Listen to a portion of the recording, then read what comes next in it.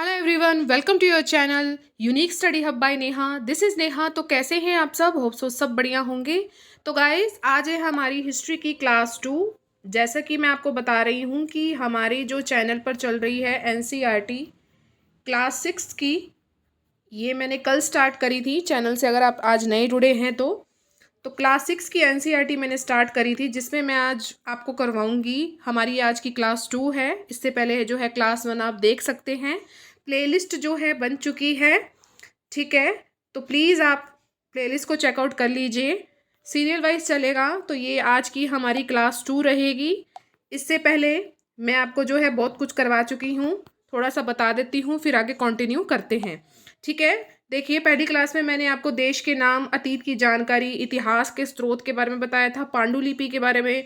मेरा आज वो उस टाइम लास्ट जो ये टॉपिक था, ठीक है। तो आज से हम जो स्टार्ट करेंगे, अभिलेखों से स्टार्ट करेंगे, जो आपकी एनसीईआरटी में दिया गया है, ठीक है। तो अभिलेख के बारे में मैंने आपको पिछली वीडियो में भी बताया था थोड़ा सा, लेकिन इसमें आपको जो है प्रॉपर डेफिनेशन दी गई है। चलिए, आज की वीडियो को हम अपनी स्टार्ट करते हैं। वीडियो के एंड तक बने रहिएगा। वीडियो को maximum like, share and subscribe आप ज़रूर कीजिएगा। तो चलिए गाइज, आज की वीडियो हम अपनी स्टार्ट करते हैं। ये हमारी है आज की क्लास 2, ठीक है। चलिए, अभिलेख। अभिलेख क्या होता है? ऐसे लेख पत्थर अथवा धातु जैसी अपेक्षाकृत कठोर स्तरों पर उत्कीर्ण किए मिलते हैं।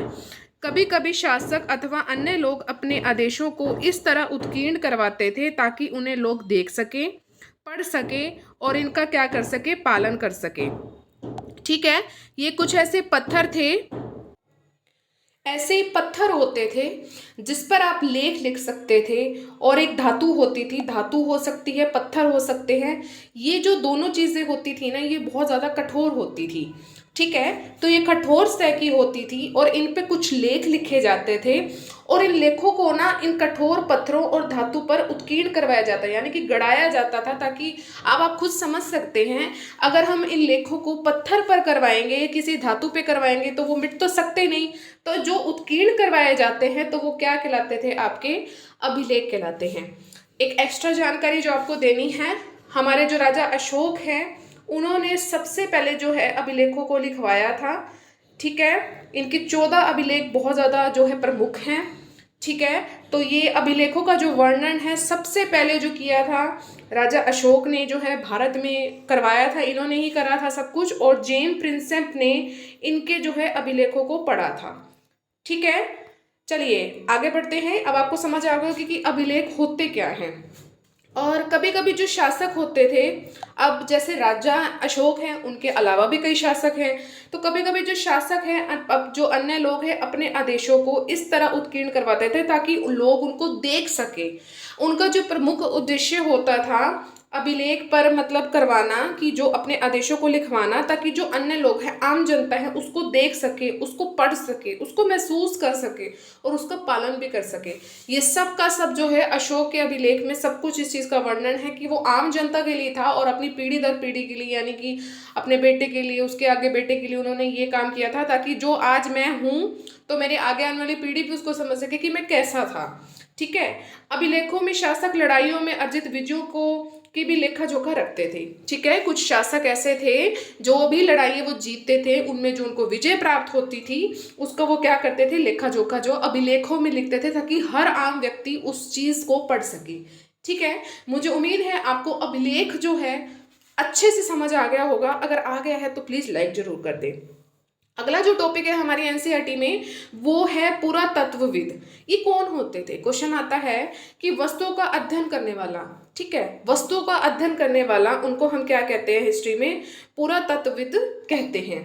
पुरातत्वविद कौन होते थे? कि जो पत्थर और ईंटों से बनी इमारतों के अवशेषों, जैसे कि हड़प्पा संस्कृति में हमें बहुत कुछ खुदाई में बहुत कुछ मिला है, तो ये सब काम किसने किए हैं? ये पुरातत्वविदों ने ही किए हैं, ठीक है। तो ये जो काम है ये यही करते हैं। और पुरातत्वविद पत्थर और ईंटों से बनी इमारतों के अवशेषों, चित्रों, मूर्तियों का अध्ययन करते हैं, जो आपके पूरे पूरे जो आपके खुदाई में से मिलते हैं, औजार मिलते हैं, हथियार हो गए, बर्तन हो गए, मनके हो गए, आभूषण हो गए, सिक्के हो गए, उनकी छानबीन करना और उनकी खुदाई भी करना। तो ये सब काम कौन करते हैं? पुरातत्वविद करते हैं। एक इंटरेस्टिंग बात इसमें ये है कि जानवरों की भी ये मतलब कि अवशेष निकालते हैं, चिड़ियों के भी निकालते हैं, मछलियों के अंडों के बारे में भी निकालते हैं, जिससे पता लगता है कि उस समय जो लोग क्या उससे खाते थे। अब ये सब चीज़ें जब तक निकलेंगी, ये पुरातत्वविद जो है ये अपने काम करते थे, तो अभी तो हमें सब कुछ पता लगा कि हड़प्पा संस्कृति भी थी, मोहनजोदड़ो भी था, लोथल भी था, कालीबंगा भी था, सुतकांगे डोर भी था। मतलब आप समझ सकते हैं कि हड़प्पा संस्कृति का एक बेस्ट एग्जाम्पल जो है इसके लिए है। हमें सब कुछ जो है खुदाई से ही पता लगा है कि इतना बड़ा नगर व्यवस्था थी। तो ये सब काम किसने किए? ये सब काम आपके किए पुरातत्वविद ने। ठीक है। भारतीय सर्वेक्षण के जो जिनको जनक माना जाता है, जो भारतीय हैं, उनका नाम है कनिंघम। क्या नाम है? कनिंघम। ठीक है, ये भी आपको पता होना चाहिए। ठीक है, तो आपकी एनसीईआरटी में सिर्फ इतना ही दिया हुआ है और इतना आपको पता होना चाहिए। ठीक है, नेक्स्ट जो हमारा टॉपिक है वो अब शुरू हो जाता है आरंभिक मानव। ये हमारी वीडियो का आज का लास्ट टॉपिक रहेगा। इसके बाद मैं आपको मानव जो है पूरे कंप्लीट करवा दूंगी। ठीक है, और काल पूरे हो जाएंगे और हड़प्पा संस्कृति कल जो है हम स्टार्ट कर देंगे। आरंभिक मानव, इसमें क्या था कि ये उपमहाद्वीप में 20 लाख साल पहले रहा करते थे। आज हम इन्हें अखेटक खाद्य संग्राहक के नाम से जानते हैं। ठीक है, जो पहले के मानव हैं, क्वेश्चन आ सकता है कि जो पहले के मानव हैं उन्हें हम किस नाम से जान सकते हैं? तो उनको हम किस नाम से जानते हैं? अखेटक खाद्य संग्राहक के नाम से जानते हैं।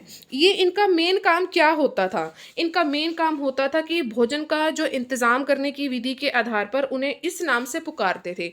आप सबको पता है कि जो पुराने टाइम के जो लोग हैं वो शिकार करते थे। अखेटक होता है शिकार करने वाला, और अखेट होता है मतलब कि शिकार। ठीक है, तो ये काम जो था ना, ये काम जो है आप सबको पता है कौन करते थे? जो आरंभिक मानव थे वही करते थे, जो मानव धरती पे आए थे। ठीक है, तो ये आरंभिक मानवों का काम था कि वो शिकार करके जो है अपना पालन पोषण करते थे, जगह जगह वो घूमते रहते थे। ठीक है, वो जानवरों का शिकार भी करते थे, मछलियों को पकड़ते थे, चिड़ियों को पकड़ते थे, फल फूल पत्तियां सब, अंडे, ये सब कुछ इकट्ठे करते थे। ये सारे काम कौन करता था? अब आप समझ सकेंगे जो आरंभिक मानव है वही यही काम कर सकेंगे, आज का मानव तो करेगा नहीं। बिल्कुल कॉमन सी बात है, कंफ्यूज हमने होना नहीं है। ठीक है, तो इनका एक प्रमुख जो नाम है वो आपको याद होना चाहिए। अखेटक खाद्य संग्राहक के नाम से आरंभिक मानव को जाना जाता है, यही आपका क्वेश्चन बनता है। बाकी सारी की सारी कॉमन चीज़ें हैं कि वो शिकार करते थे, मछलियों चिड़ियों को पकड़ते थे। ठीक है, अंडे इकट्ठे करते थे, पत्ते फूल ये सब इकट्ठे करते थे। ठीक है, आप जो है इसमें कॉमन सेंस है, इसमें रट्टा तो है ही नहीं। और सबसे पहली बात कि जो आरंभिक मानव है वो पत्थर के औजार का जो उपयोग था ना, ये चीज़ जो है पत्थर का उपयोग, पत्थर के औजारों का उपयोग पहले तो आए आपके, मैं आपको बता दूं, पहले तो आपके आए छोटे औजार। ठीक है, फिर धीरे धीरे जो है मानव ने तरक्की करी, आरंभिक मानव ने तरक्की करी, फिर बड़े बड़े औजार आए मारने के लिए, मतलब पशुओं को मारने के लिए, उनका शिकार करने के लिए। पहले छोटे औजार थे, धीरे धीरे प्रगति हुई, ये फिर आपके बड़े औजार आए। ठीक है, तो हिस्ट्री डीप में है ये तो पत्थर के औजार का उपयोग इंसान के खाने योग्य जड़ों को खोदने के लिए किया जाता था और जानवरों की खाल से बने वस्त्रों को सिलने के लिए किया जाता था। क्वेश्चन आ सकता है कि पत्थर के जो औजार थे जो आरंभिक मानव उपयोग में लाते थे वो किस चीज़ के लिए यूज़ करते थे? जड़ों को खोदने के लिए। 3 ऑप्शन आपको और दे देंगे। इसी तरह जानवरों की खाल से बने वस्त्रों को सिलने के लिए, और 3 ऑप्शन और दे देंगे। ठीक है, इसी में से ही क्वेश्चंस बनते हैं। अब बात करेंगे कि जो लोग थे वो गुफाओं में किस लिए रहते थे। क्वेश्चन आ सकता है कि लोग जो थे, आरंभिक मानव लोग थे, वो गुफाओं में किस लिए रहते थे? वो इसलिए रहते थे क्योंकि यहाँ पर उन्हें बारिश, धूप और हवाओं से राहत मिलती थी। और जो ये अब क्वेश्चन आ सकता है कि जो आरंभिक मानव हैं वो किस गुफा में रहते थे? ये जो गुफा है ये किस घाटी के पास थी? तो ये नर्मदा घाटी के पास थी। ठीक है, जो गुफाएं थी जहाँ पर आरंभिक मानव रहता था अपनी रक्षा करने के लिए, धूप और हवाओं में उसको अपने आप को बचाने के लिए, तो ये कहाँ पर थी गुफा? ये नर्मदा घाटी के पास थी। ठीक है, आपको क्वेश्चन की फॉर्म में भी मैंने बता दिया और इससे आपको बोरिंग भी नहीं लगेगा। और आपने जो है नोट्स अपने इस तरह बनाने हैं या जो आपका तरीका है आप उस तरह बना सकते हैं। क्वेश्चन जो है मेन हमारा है कि हमने क्वेश्चन कैसे आते हैं और उसको अटेम्प्ट कैसे करना है। एक एक लाइन में से आपका एक एक क्वेश्चन बन रहा है, अगर आप ध्यान से देखें तो। ठीक है, तभी कह रही हूँ कि लाइन बाय लाइन करवाऊंगी मैं आपको। अब जो पुरस्थल होते हैं, जो साइट्स होती हैं, हड़प्पा संस्कृति में भी आपको बहुत सारी साइट्स देखने को मिलती हैं। तो वो साइट्स क्या होती है, उसकी एक प्रॉपर डेफिनेशन है। तो उस स्थान को कहते हैं स्थल, उसको कहते हैं जहाँ पर आपको औजार, बर्तन और इमारत जैसी वस्तुओं के अवशेष मिले हैं, वहाँ पर वो क्या कहलाता है, वो पूरा स्थल कहलाता है, वो साइट्स कहलाती हैं।